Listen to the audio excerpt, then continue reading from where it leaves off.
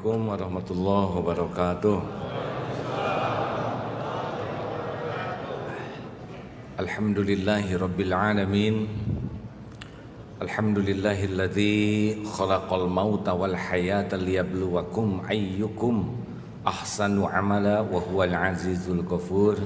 Allahumma salli wa sallim wa barik ala sayyidina Muhammad wa ala alihi wa ashabihi ajma'in. Semoga Allah yang maha menyaksikan pertemuan ini menggolongkan kita menjadi orang yang selalu merasa dilihat Allah. Karena pencegah dari kemaksiatan adalah senantiasa merasa ditatap oleh Allah. Dan semoga Allah yang maha tahu isi hati kita menggolongkan kita menjadi ahlul yakin. Karena yang membuat hidup ini ajeg dan mantap adalah yakin kepada Allah. Karena ini masih kosong dan di luar banyak yang berdiri, semoga bisa bergeser. Semoga yang bergeser diundang oleh Allah ke Baitullah. Sekarang bergeser semua. Memang orang maunya untung terus. Bergeser Pak, saya tidak tega lihat yang berdiri di pintu itu. Apa kabar hadirin? Ini baru pertama kali AA di sini ya. Alhamdulillah, ini wajahnya ada kemiripan dengan masjid yang di sebelah sana. Ini wajah-wajah banyak masalah ya.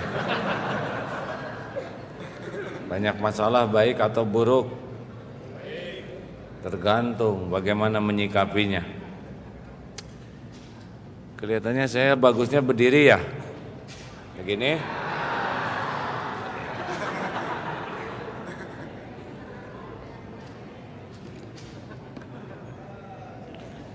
Alhamdulillah,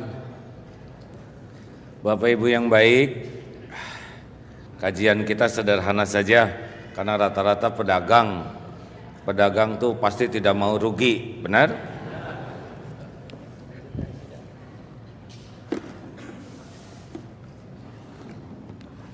Ini kado apa? Pedagang pasti tidak mau rugi. Kita harus tahu dulu seperti apa yang namanya untung, seperti apa yang namanya rugi. Dalilnya semua sudah hafal. Surat Al-Asr. A'udzubillahi minasyaitonirrajim. Bismillahirrahmanirrahim. Wal 'asr. Innal insana lafi khusr illa alladziina amanu wa 'amilus shalihat wa tawassaw bil haqq wa tawassaw bis sabr. Setiap insan dalam kerugian kecuali 4. Makin tua makin rugi, makin lama di Tanah Abang makin rugi, kecuali 4 saja cirinya. Jadi kalau yang namanya untung hanya diukur oleh uang, dia nggak ngerti bahwa rezeki itu tidak hanya dalam bentuk uang. Itu kecil sekali uang tuh. Rezeki terbesar yang disebut orang yang tidak rugi atau beruntung kalau tiap aktivitas yang menggunakan waktu, yang pertama amanu, beriman, makin kuat imannya baru untung. Kalau dagang di Tanah Abang makin yakin ke Allah, dia orang yang paling untung. Tapi kalau dagang di sini makin lama makin ragu ke Allah, udah rugi, omset berkurang, tambah kurang iman, hancur. Karena kalau perkara uang, sesuka Allah dibagikannya. Tidak usah pakai soleh kalau mau dikasih uang, penjahat juga dikasih banyak, benar? Tetapi nikmat iman, oh tidak sembarang. Di sini yang jualan dikasih untung banyak, untung uang, tapi dikasih untung nikmat iman sedikit. Makanya Imam Ibnu Qayyim mengisyaratkan 4 hal. 1, amanu, orang beriman artinya paham kebenaran. 2, wa amilus sholihat, orang yang tiap waktu mengamalkan kebenaran. Yang ketiga, tawassaw bil haq, orang yang tiap waktu mendakwahkan kebenaran. Dan yang keempat, yang bersabar ketika menjalani semua proses kehidupan ini.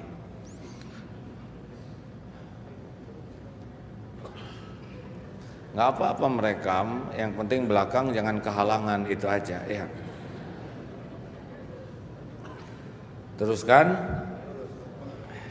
Saya punya sahabat namanya Ato, Kang Ato. Kaki lumpuh, badan kaku, tapi di pesantren selalu hadir dulu. Boleh juga nggak pakai cahaya ya. Ya. Jadi jangan pakai nggak boleh juga nggak pakai cahaya. Baik kan? Artinya matiin begitulah ya. Cahayanya. Boleh dilihat dulu ke sendiri ya, supaya nggak silau.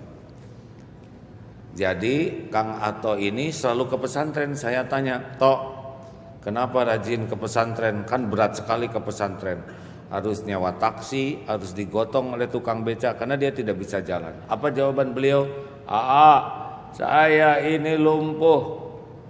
Kalau saya tidak kuat iman, dunia saya sengsara, akhirat saya binasa. Ilmu itu pupuk iman.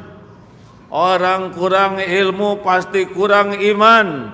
Saya nabung supaya bisa ke pesantren, supaya dapat ilmu. Ilmu pupuk iman, ilmu pemandu amal. Orang nggak belajar agama nggak ada iman. Mantep.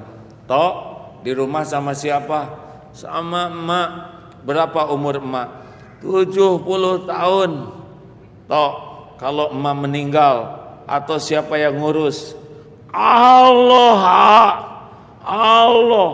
Saya ini bukan bikinan emak. Saya ini ciptaan Allah.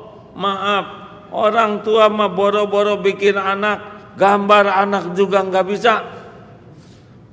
Haya gini-gini ciptaan Allah. Kalau emak nggak ada, Allah selalu ada. Tidak mungkin Allah nggak ngurus saya. Ini amanah tuh kayak gini. Toh punya cita-cita enggak? Punya. Pengen apa? Pengen punya anak supaya saya kalau udah mati ada yang ngedoain. Tapi kan punya anak harus punya istri toh. Saya juga ngerti Gimana nyari istrinya? Kan ada Allah. Setiap akhwat itu ciptaan Allah. Allah yang ngebulak-balik hati. Allah yang ngatur jodoh. Ini amanu. Nah, tenang aja. Sekarang ibunya sudah meninggal. Tapi sebelum ibunya meninggal, ada santri, akhwat, Mbak Kustinah namanya. Saya siap jadi istrinya Kang Ato. Benar? Siap. Orang tua setuju? Sudah setuju. Nikah sah.